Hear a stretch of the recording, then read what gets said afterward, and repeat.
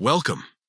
If you want to take control of your X, formerly Twitter, timeline and avoid seeing certain words, phrases, or hashtags, you're in the right place. Today, I'll show you step-by-step how to add muted words on X using your PC with the latest update. Let's get started. First, open X in your web browser and log into your account. On the left side of your homepage, look for the More icon, usually represented by 3 dots or lines, and click it. This will open up a menu with more options. Next, select Settings and Privacy. This will take you to your account settings, where you can manage everything from your profile to your privacy preferences. Now, find and click on Privacy and Safety.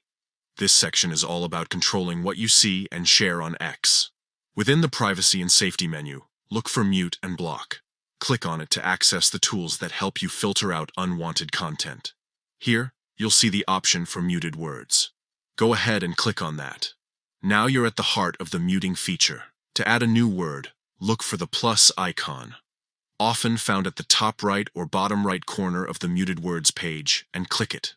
A new window or field will appear where you can type in the word, phrase, or hashtag you'd like to mute.